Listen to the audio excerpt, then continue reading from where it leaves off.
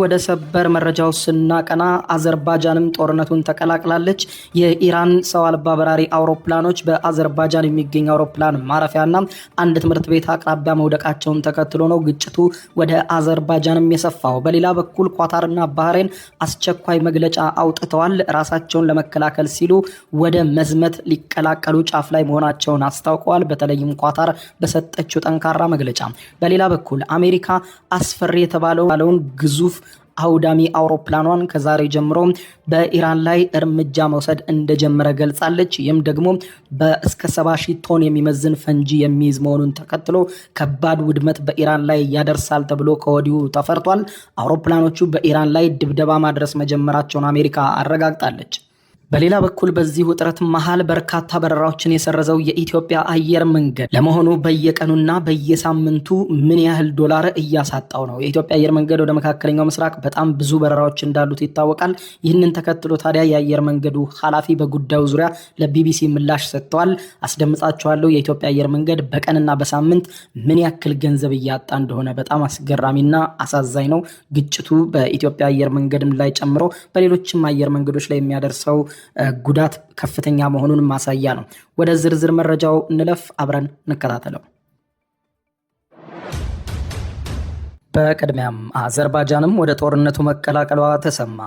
የኢራን ሰው አልባ በራሪ አውሮፕላኖች ወይም ድሮኖች አዘርባጃን ላይ ጥቃት መፈጸማቸውን ተከትሎ ነው የሀገሪቱ መንግስት ጦርነቱን የተቀላቀለው።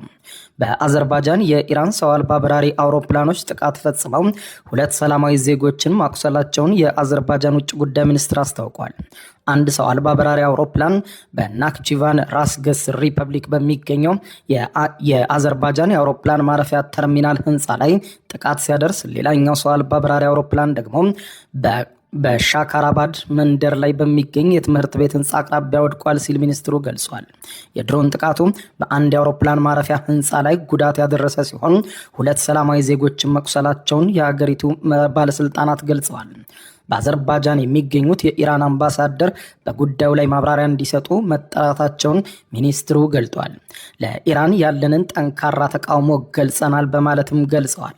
ራሳቸውን ለመከላከል ሲባልም እርምጃ ለመውሰድ እንደሚገደዱም አስታውቀዋል። በሌላ በኩል የመካከለኛው ምስራቅ ጦርነት አሁንም ተባብሶ የቀጠለ ሲሆን ኢራንም የአሜሪካ ጥቅሞችና እስራኤል ላይ ቀጥተኛ ጥቃት እየፈጸመች ትገኛለች። ዛሬ ከሰዓቱን በወጣው ዜና እንደተመለከተው ከሆነ የኢራን መንግስት ቴሌቪዥን የሀገሪቱ ባህር ኃይል ተዋጊዎች ዛሬ ማለዳም በሰሜናዊ ባህረ ሰላጤ ውስጥ አንድ የአሜሪካን የነዳጅ ጫኝ መርከብ ላይ ጥቃት መፈጸማቸውን አረጋግጠዋል። የአሜሪካን ነዳጅ የምትጭነው ግዙፍ መርከብ በፋርስ ባህረ ሰላጤ ሰሜናዊ ክፍል በሚሳኤል መመታቷ ነው የተነገረው። በአሁኑ ሰዓት በእሳት ተያይዛ መርከቧ እየነደደች ነው ሲል አብዮታዊ ዘቡ በቴሌቪዥን በሰጠው መግለጫ ገልጧል። መግለጫው አክሎም የባህረ ሰላጤው መካከል እስከ ህንድ ውቅያኖስ ድረስ የሚዘልቀው የሆርሙዝ ሰርጥ ላይ ሙሉ ቁጥጥር እንዳለው ገልጾ አሁንም ቢሆን የእኛን ትዕዛዝ ንቀው የሚያልፉ መርከቦች ላይ ቀጥተኛ ጥቃት ይሰነዝራል ብለዋል። የኢራን አብዮታዊ ዘብ የሰጠው መግለጫ ትክክለኛነት እስካሁን በሌላ ወገን አልተረጋገጠም። የዩናይትድ ኪንግደም የባህር ንግድ ድርጅት ቀደም ሲል አንድ የጭነት መርከብ በዛሬው ዕለት በሰሜናዊ ባህረ ሰላጤ በኩዌት ባህር ዳርቻ ላይ መመታቱ መነገሩ ይታወቃል። የድርጅቱ መግለጫ አክሎም ከፍተኛ ፍንዳታ መሰማቱንና ቀጥሎም ከአካባቢው አነስተኛ ጀልባ ሲወጣ መመልከቱንም አስታውቋል። ነገር ግን ነዳጅ ጫኝ መርከቡ የአሜሪካ ይሁን የሌላ ሀገር እስካሁን ድረስ አልታወቀም ተብሏል። በተያያዘ ዜና አሜሪካ እጅግ አውዳሚ ናቸው የተባሉትና የአሜሪካ የብረት እጅ እየተባሉ የሚጠሩትን ቢ52 የተባሉ ፈንጂ ጣይ አውሮፕላኖችን የኢራንን የጦር ይዞታዎች እንዲደበድቡ ከዛሬ ጀምሮ ትዕዛዝ እንደተሰጣቸው ተዘግቧል። እነዚህ ፈንጂ ጣይ አውሮፕላኖችም በዛሬው ዕለት ከፍተኛ ጉዳት በኢራን ላይ እንዳስተናገዱ ተመልክቷል። ፔንታጎን እንዳረጋገጠው ቢ52 የተባሉ ግዙፍ የፈንጂ ጣይ አውሮፕላኖቹን በዚሁ ዘመቻ ላይ እንዲሳተፉ ትዕዛዝ መሰጠቱንና ዘመቻው መካሄድ መጀመሩን ገልጸዋል። ይህ እርምጃ አሜሪካ በኢራን ሰማይ ላይ ፍጹም የበላይነት እንድትጎናጸፍ ያስችላታል ተብሎ እንደሚታመን የአሜሪካ የጦር ባለስልጣናት እየገለጹ ነው። አሜሪካ እየበረታ በሄደው ጦርነት ይህንን ዘመቻ የጀመረችው በራዳር የማይታዩ ቢ2 ስውር አውሮፕላኖች የኢራንን የተመሸጉ ሚሳኤል ጣቢያዎችና የኒውክሌር ተቋማትን በመምታት ነበር። በመቀጠልም ከድምፅ ፍጥነት በላይ የሚበሩትን ቢ1 ላንሰር የተሰኙ አውሮፕላኖችን የሀገሪቱን ጥልቅ ይዞታዎችን እያወደሙ እንደሆነ ይዘገባል። አሁን ደግሞ ከ1950ዎቹ ጀምሮ ስሙ የሚፈራውና እስከ 70,000 ፓውንድ የሚመዝን ፈንጂ የመሸከም አቅም ያለው ግዙፉ ቢ52 ወደ ኦፕሬሽኑ መቀላቀሉም ተመልክቷል። ይህ አውሮፕላን ወደ ጦር ግንባር መግባቱ የኢራንን አየር መከላከያ ስርዓት ሙሉ በሙሉ እንዳያወድመው ከወዲሁ ተሰግቷል። ባለፉት 72 ሰዓታት ውስጥ ብቻ ከ1700 በላይ ኢላማዎችን ወድመዋል። የባላስቲክ ሚሳኤል ፋብሪካዎችና የጦር ዕዝ ማዕከላትን መተናል ሲሉ አሜሪካና እስራኤል በየፊናቸው አስታውቀዋል። አሜሪካና እስራኤል በጥምረት ይህንን መግለጫ ይስጡ እንጂ አሁንም ቢሆን ኢራን የምትተኩሳቸው መሳሪያዎች ብዛትና አይነት ለደቂቃዎችም አልተቋረጠም። እጅግ በርካታ ቁጥር ያላቸው ሚሳኤሎችና ሰው አልባ በራሪ አውሮፕላኖች በከፍተኛ ቁጥር እየተተኮሱ ሲሆን አሁንም የመካከለኛው ምስራቅ ሀገራት እርሱን በመከላከል ላይ ተጠምደዋል። ይህ በዚህ እንዳለ በዛሬው ዕለት ባህሬን አስቸኳይ መግለጫ አውጥታለች። 6ኛ ቀኑን በያዘው በዚህ አውዳሚ ጦርነት ባህሬን በሰጠችው መግለጫ ከ70 በላይ የኢራን ሚሳኤሎችን ማክሸፏን ያስታወቀችው የባህሬን መከላከያ ሰራዊት በማህበራዊ ትስስር ገጹ በለቀቀው መግለጫ ተከታታይና አስከፊ የሆኑት የኢራን ጥቃቶችን መመከት መቀጠሉን ገልጾ ነዋሪዎች አስፈላጊ ካልሆነ በስተቀር ከቤታቸው ሙሉ በሙሉ እንዳይወጡም አውጀዋል። በሲቪል ኢላማዎች ሚሳኤልና ድሮኖችን በመጠቀም ግልጽ ዓለም አቀፍ የሰብአዊ መብት ህግጋት ጥሰት ተፈጽሞብናል ያለው የባህሬን መንግስት የቀጠናው ሰላምና ደህንነት ስጋት እንደሆነ አሁን ደምድመናል ብለዋል። የኢራን ጥቃት ኢላማ ካደረጋቸው የመካከለኛው ምስራቅ ሀገራት መካከል ግንባር ቀደሟ ባህሬን ናት። ባለፉት 6 ቀናት ውስጥ የባህሬን ዋና ከተማ ማናማ በተደጋጋሚ የኢራን ጥቃቶች ኢላማ ሆናለች። ኢራን ባህሬን ውስጥ የሚገኘውን የአሜሪካን ጦር ሰፈር ላይ ጥቃት የፈጸመች ሲሆን ቅዳሜ ዕለትም በሀገሪቱ የሚገኘውን የአሜሪካ ባህር ኃይል ለሚሳኤል ጥቃት እንደተዳረገ ይታወቃል። በሌላ በኩል ዛሬን ጨምሮ ባለፉት ተከታታይ ቀናት ለከባድ የኢራን ጥቃት የተጋለጠችው ኳታርም በበኩሏ በዛሬው ዕለት የኢራን ጥቃት ያላጸፋ ከዚህ በኋላ አይታለፍም ስትል ኳታር አስታወቀችም። ኳታር ባወጣችው መግለጫ እንዳለችው ኢራን በግዛቷ ላይ የሰነዘረችው ጥቃት ዓላማው አሜሪካን እንጂ ኳታርን አይደለም ስትል ያቀረበችውን ምክንያት በጽኑ እናወግዛለን፣ አንቀበልም ብለዋል። የኢራን ውጭ ጉዳይ ሚኒስትር አባስ አራግቺ ይህንኑ ምክንያት ለኳታሩ ጠቅላይ ሚኒስትር ሼህ መሐመድ ቢን አብዱራህማን አልታኒ በስልክ ቢነግሯቸውም ጠቅላይ ሚኒስትሩ ግን ምክንያቱን ፍጹም ተቀባይነት የሌለው ሲሉ ውድቅ አድርገውታል። እንደ ኳታር ጦር ገለጻ ከሆነም በምድር ላይ ያለውን ሀቅ የሚያሳየው የኢራን ጥቃቶች ያረፉት በሲቪል መኖሪያ አካባቢዎች ላይ በመሆናቸው የሀገሪቱ የኢኮኖሚ ተቋማትንም አውድመዋል ብለዋል። እንደ ጠቅላይ ገለጻው ከሆነም የኢራን ሚሳኤሎች ያረፉት በሐማድ ዓለም አቀፍ አየር ማረፊያ አቅራቢያም በዋና ዋና መሰረተ ልማቶችና እንደ ፈሳሽ የተፈጥሮ ጋዝ ማምረቻ ባሉ ግዙፍ የሀገሪቱ ኢንዱስትሪ ቀጠናዎች ላይ ነው ብሏል። ይህ ድርጊት የኳታርን ሉዓላዊነት በግልጽ የጣሰና ዓለም አቀፍ ሕግጋትን የናቀ መሆኑን የገለጹት ሼህ መሐመድ ድርጊቱ ኢራን ቀጠናውን ወደማይፈለግ ጦርነት እያስገባችው እንደሆነና ከባድ ጉዳት ሊያደርስ እንደሆነ የሚያሳይ ነው ብለዋል። ኳታር ከዚህ ጦርነት ራሳቸውን ባገለሉ የጎረቤት ሀገራት ላይ የሚሰነዘረውን ጥቃት በአስቸኳይ እንዲቆም እንጠይቃለን ያለች ሲሆን የኢራን እርምጃ ምንም አይነት የሰላም ፍላጎት እንደሌለው የሚያሳይ መሆኑ ግልጽ ነው ስትል አስታውቃለች።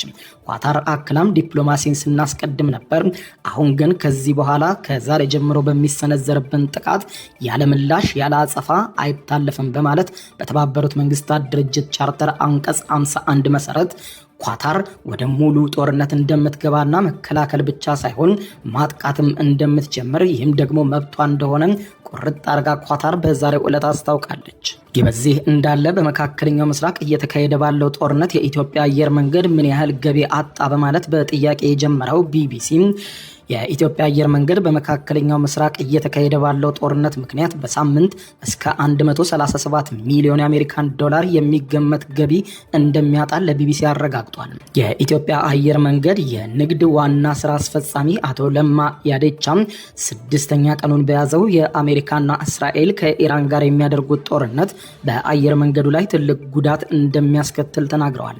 የኢትዮጵያ አየር መንገድ ወደ መካከለኛው ምስራቅ ሀገራት መንገደኞችን እንዲሁም ጭነቶችን ያመላልሳል። የኢትዮጵያ አየር መንገድ በመካከለኛው ምስራቅ ጦርነት ከመቀስቀሱ አስቀድሞ ወደ ዱባይ በቀን 3 በረራ የነበረው ሲሆን ወደ ሻርጃ ደግሞ 1 በር ነበር። ወደ እስራኤል በቀን 3፣ አቡዳቢ ደግሞ 1 በረራ የሚያደርገው አየር መንገዱ ወደ አማን በቀን 2 መንገደኞችን ያመላልስ ነበር። በዚህም የተነሳ በአማካኝ በየዕለቱ 15 በረራዎች እየተሰረዙ እንደሆነ የድርጅቱ ኃላፊ ለቢቢሲ ገልጸዋል። ይህም ማለት ይላሉ ኃላፊው በሳምንት ከመንገደኞችን ብቻ ወደ 101 በረራዎች ተሰርዘዋል ሲሉም ገልጸዋል። የጭነት ማመላለሻዎችን በተመለከተ ሲናገሩ ደግሞ በየቀኑ ወደ እያንዳንዱ መዳረሻ አንዳንድ በረራዎች እንደሚኖር አስታውሰው የመንገደኞችና የእቃ ጭነት በአንድ ላይ ተደምሮ 160 በረራዎችን ለመሰረዝ እንገደዳለን በማለትም ገልጸዋል። አየር መንገዱ በቀጠናው ከፍተኛ ቁጥር ያለው መንገደኞችን እንደሚያመላልስ የጠቀሱት ኃላፊው በሳምንት ከ45 እስከ 50 ሺህ መንገደኞችን እናጓጉዝ ነበር። እንግዲህ የእነዚህ መንገደኞች መቅረት በገቢ ደረጃ ትልቅ ጉዳት ያደርስብናል ሲሉም አክለዋል።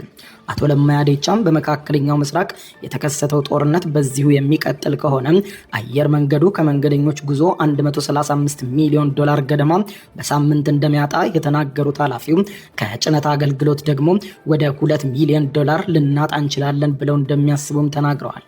በአማካኝ ከዚህ መስመር ከ130 እስከ 137 ሚሊዮን ዶላር ልናጣ እንችላለን ብለው ገምተዋል።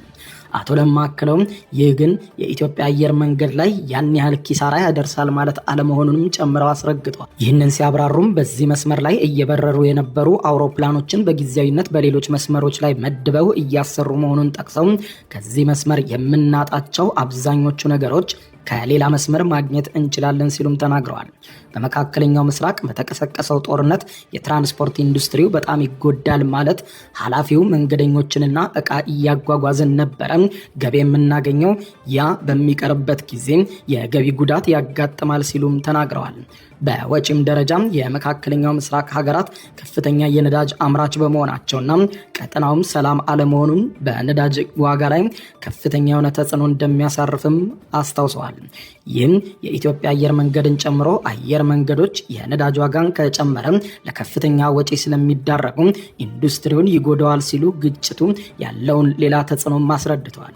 ችግሩ በቶሎ ተፈቶ ወደ ስራ በቶሎ እንመለሳለን የሚል ተስፋ አለን ያሉት የአየር መንገዱ ኃላፊ ያስኪውን ድረስ ግን መስመሩ በመዘጋቱ የሚመጣውን ወጪን ለማካካስ አውሮፕላኖቹን ወደ ሌሎች መስመሮች በማሰማራት እየሰሩ መሆናቸውን ተናግረዋል።